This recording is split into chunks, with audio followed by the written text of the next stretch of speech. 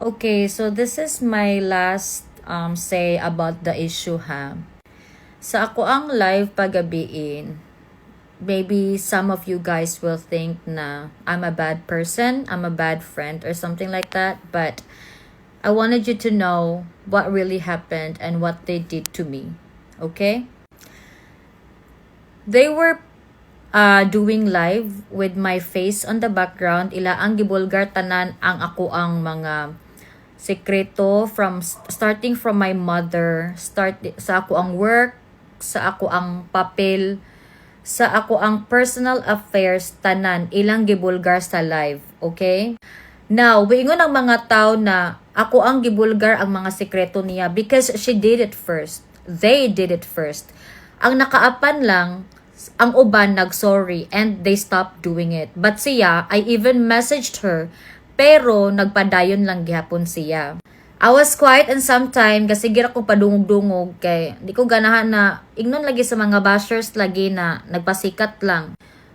Ako mag-live ko sa TikTok, ako ra usa. I will be doing my skincare, magluto-luto ko, mag-gym ko. I will do my own thing even living on my workplace because that's what I like and ana sad ko na ilan sa akong mga followers though they are not that much. Dili ko daghang followers. And then, sa issue na librihan ko niya sa LA, ako'y tag-drive day. Ako'y tag-pick up niya day. Ako'y tag-book sa tanan day. So, I guess, sakto naman siguro, ako'y tag-video. Okay? Kanang sa mga sinina day, nga giingon sila nga nang hatag, ako sa day, hurot na akong mga long dress day. Hurot na ang ako ang mga bikinis, hurot na ako mga tops kay mangayo siya, maingon siya nga nice lagi na day, di akong ihatag ka maikog sad ka. Maingon na sad ning uban nga namoyboy ko, no, wala ko namoyboy. I'm just saying that dili porket mo ora na inyong nakit-an mo na tinuod. Cause ako nga pag-amiga di ko ako, give and take lang day, same as sa issue, give and take. If you give me those issues nga pakaawawan ko, I will take it. I will take it. But you should also receive ang pagpakauwaw nga imuhang gibuhat sa ako Dili naman uso ronday nga og labayan kag pan, labayan kag bato, labayan sa dimog pan, no. Og labayan kag bato, labayi og bato kay dili na magkat-on ang mga tawo if dili ka mo bows. Inganaon ko na I'm not a true friend kay ako ang gipangyaw-yaw tanan. Sorry pero sa una ako asyang ginidepensaan sa una sa mga away niya, sa mga bakak niya. Tungod kay amiga mi. Okay? I stand for her despite nga ginabash ko sa ilang away ni Ashley sa una. I stand with her. Sa mga times na down siya, naghilak siya, I was there. Okay? So, dili yung makaingon nga maot ko nga pag-amiga kay dili na mahitabo if wala ko nila unhi og live sa TikTok. Wala na lagi background ang ako ang naong sa TikTok. But they did. So, what do you expect me to do? To just sit still and just ma-depress lang? Magpa-therapy lang? She did that to me. Nagpa-therapy ko because sa ilang gibuhat. Karon na I'm doing this, kay wala pa siya ni undang, daghan na ang mga tao nga na-involve. Ignon ko ninyo, maot ko na batasan. Well, I'll take that.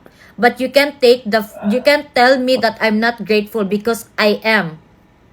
Bisan pa sa bisan kinsa, nag-message ko niya, nag-ati ko niya, giingnan ako siya. Please stop. Giingnaan ako na siya, okay? Ginana ko siya kay amiga mi, di po ko gusto na mag-live lagi o gusto pa na ako magsikat. Nganong karon pa man ko magyaw-yaw og sikat nga di na mi friends. Nganong wala man ko nagpasikat nag-vlog katong friends pa mi nga mas kato may mas taas ko og dako ko og kita, di ba? It's because di ko ganahan mag-vlog. People has been encouraging me to do vlogs sa akong skincare but I didn't. Kay kapuyan ko sa akong mga mukbangs and all that stuffs. Pero dili ko day. So ako nahangol og vlog day. I did this para makamatngon siya day. Kaya di siya kamatngon kay hunahuna niya. Naa siya social media power kay sikat siya. And it happened right now. Just because I speak up, mingon ang mga tao nga nasuyak ko. Nga nagpasikat ko, nagpadagang followers na I'm not a good friend. Okay. Wala ko'y tinuod na friend but kinsa man ang mga tao ang gisurihan. Kinsa man sa among mga friends ang gisurihan ako because they know that I've been genuine to them, to everybody nga ako ang na friends. And if dili ninyo na madawat, that's on you. I mean, I'm not here to please everybody but I'm just stating my side kay murag wow, grabe na kayo ang kamaot sa ako ang panganha na, well, in fact, ako ang nagrabyado, karon nga ning boss ko, ning speak up ko, ingani na-involve ang ubang mga content creators because one of the content creators or vloggers or the CEO contacted me.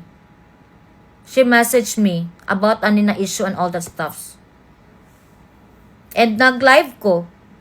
Kay, tanawa ha, gamay pamiday, kakuan pamiday, gagmay pa mga followers, dili mo ilado sa mga tao. Iyan na naming gisabong. Starting sa katong mga, sa San Francisco niya, di na lang ko mention sa mga friends nasa San Francisco niya, gisabong niya. Karon nasad mga social media influencers nga sa una pa dili siya ganahan, up until now naa siya mga storya na libak. So if dili siya i-call out, mag-anad siya, magsalig siya, she will be thinking that everything she's doing right now or everything that she did was right because no one called her out.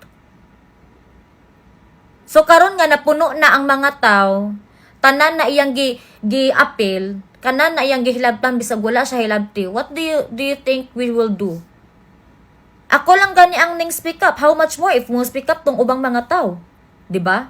Nagsakit na mo ana. Mo na nakapan kay dili ninyo paminawon kung kinsa ang naay proofs kay ang inyong paminawon buutan ni siya. Famous ni siya. Siya ang naay pangan sumoy protektahan. Well, that's on you.